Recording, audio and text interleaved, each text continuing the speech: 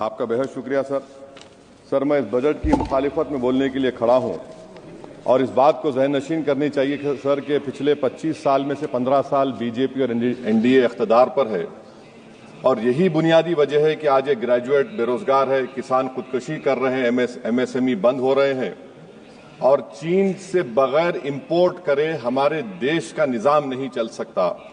ये सब जिम्मेदारी इस हुकूमत पर आयद होती है सर। वजीर आजम कहते हैं कि मुल्क विकसित भारत की राह पे है। मैं कहना चाहता हूं कि ये उस वक्त तक मुमकिन नहीं है जब तक इस मुल्क की 80 करोड़ आवाम फ्री राशन के बगैर जिंदा नहीं रह सकती।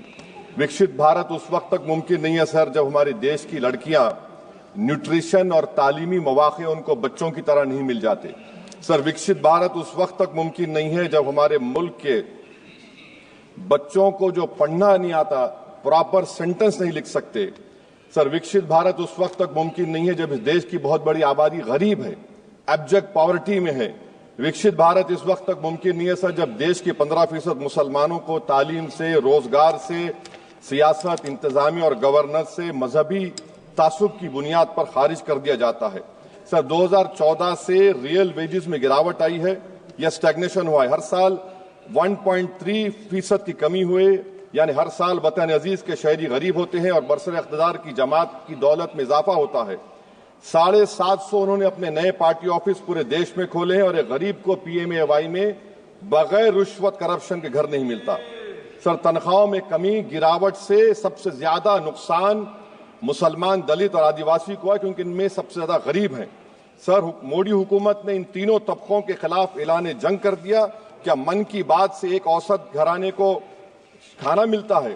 सर, वजीर आजम ने हालिया आवाम को, जनता को मशवरा दिया कि खाने के तेल में कमी करने से जिस्म का वजन कम होता है।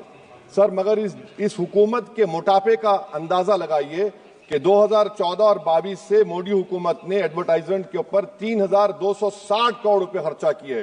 तो मालूम हुआ कि देश के प्रधानमंत्री मोदी जी एक एग्जाम वॉरियर भी हैं और एक डाइट कोच भी हैं। सर, खाने के तेल का होलसेल प्राइस इंडेक्स 2014 में 104 था, 2022 में 182 हुआ, 2024 में 145 होता है। ये पॉलिसी हुकूमत किसके लिए बनाती है? गरीबों के लिए नहीं बनाती, हम जानते हैं। सर, 80% भारत की आबादी माइक्रो न्यूट्रिएंट डिफिशियंसी है, सफर करती है। हेल्थ के बजट को हम देखें sir, as a percentage of total budget spend and share of GDP, इसमें कोई इजाफा नहीं हुआ है सर, बल्कि इसका शेयर 2018-19 से कम है। जब हेल्थ सेस लागू किया गया था, हजारों करोड़ हेल्थ सेस कॉर्पोरेट और इनकम टैक्स लोगों ने दिया, हमारे हेल्थ सेक्टर में कोई काम नहीं हो रहा है। सर, तालीम पे आ जाइए।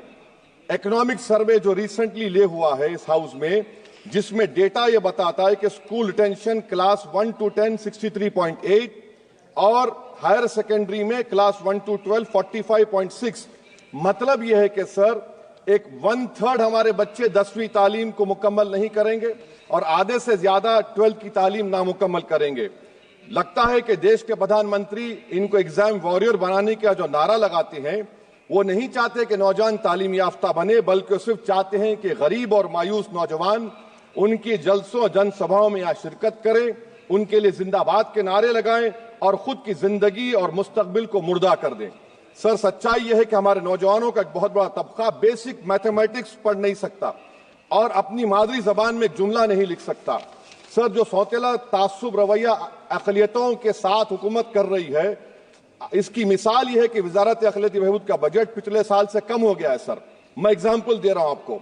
जो pre matric, post matric, MANF, free coaching, interest subsidy education loan है, एलोकेशन फॉर एजुकेशन एम्पावरमेंट में जबरदस्त कमी आई है। सर, पिछले साल 1575 करोड़ था सर, इस साल 678 करोड़ कर दिया गया है। सर, सेंट्रल सेक्टर की जो स्कीम्स है, जिसमें education, empowerment, skill development, PM विकास है, 2024 में 2120 करोड़ में से सिर्फ 770 खर्चा किए गए। सर, 2025-26 में उसको 1237 करोड़ कर दिया गया। सर, ये सरकार अक़लियतों को और खास तौर से मुसलमानों को मुकम्मल नजरअंदाज कर दी गई है। प्री मैट्रिक स्कॉलरशिप सर, पिछले साल 326 करोड़ में से 90 करोड़ रुपए खर्चा किए गए। पोस्ट मैट्रिक में इस साल 65% कमी कर दी गई, सिर्फ 413 करोड़। मेरिट कम मीन सर 33 करोड़ से 7 करोड़ कर दिया गया है। कौमी वक्फ बोर्ड तरक्याती स्कीम, शहरी विकास संपत्ति सर 2023-24 में 17 करोड़ में 8 करोड़ दिए गए, 1 करोड़ खर्चा हुआ। 2024 में 16 करोड़ सिर्फ 3 करोड़ रुपए दिए गए। इस साल 13 करोड़ रुपए दिए गए हैं। तो इससे अंदाजा होता है कि हुकूमत वक्फ की जायदादों को आमदनी का जरिया नहीं बनाना चाहती, उसको बर्बाद और खत्म करना चाहती है। सर स्किल डेवलपमेंट में हमारी दोहर उस्ताद नई मंजिल बिल्कुल खत्म करके रख दिया। अब टेक्सटाइल इंडस्ट्री बर्बादी के दहाने पे आ गई सर। 2016 तक भारत में सबसे ज्यादा रेडीमेड गारमेंट्स हम एक्सपोर्ट करते थे, आज उसमें 14% कमी आई, बांग्लादेश हमसे आगे चला गया। सर मैं एक मिसाल दे रहा हूं, मालेगांव में पावरलूम इंडस्ट्री में जो रोजगार देते हैं, ना उस पावरलूम इंडस्ट्री के लिए ना उसमें लेबरर के लिए कुछ इस बजट में रखा गया है। RODTEP, ROSCTL में एक्सपोर्ट प्रमोशन की पॉलिसी नहीं बनाई गई।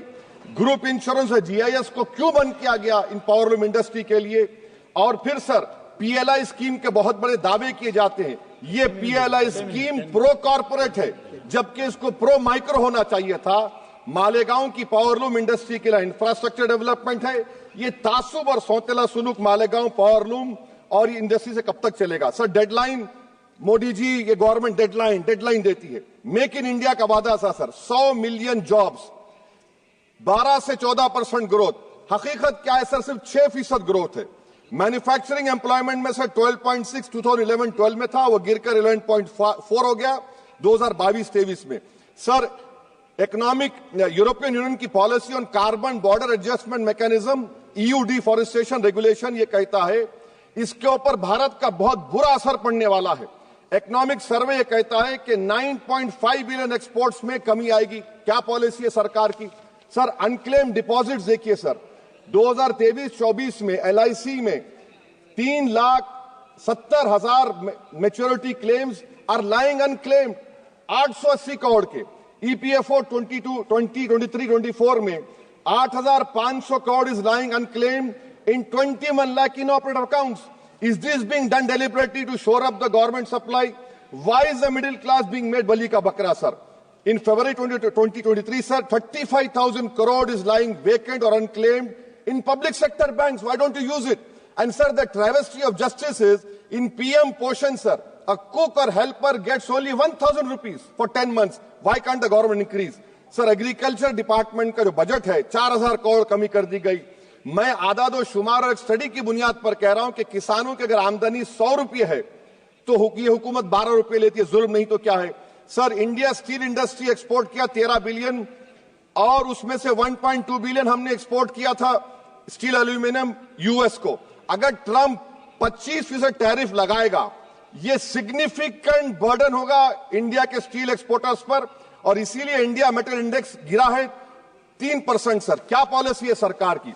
सर कंक्लूजन में अब आप देखें the revenue through income tax is set to increase by 4 lakh crore for BE24 while the corporate tax is only set to increase by 60,000 crore despite corporate profitability an all-time high while wage growth remains subdued. The share of income tax in total revenue has risen to 22.7% in financial year 19 to 33% in 25 while the share of both GST and corporate tax declined.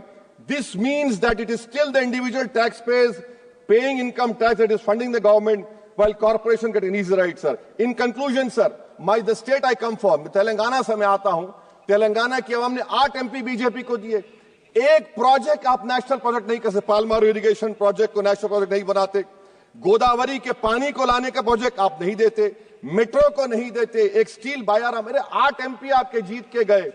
ये लगता है कि बेचारे वो कितने कमजोर हैं कि जिस रियासत से जीत कर गए वहां पर कुछ नहीं कर सक रहे हैं सर। तो इसीलिए मैं इस बजट की मुखालिफत में खड़ा हूं। इससे कोई रोजगार में फायदा नहीं होगा, विकसित भारत नहीं बनेगा। आप लाख बोल लीजिए, हम 12 लाख का बाजा बजाइए, मगर बाजू GST का एक चौकीदार खड़ा हुआ है चोरी करने के लिए। बहुत बहुत शुक्रिया सर।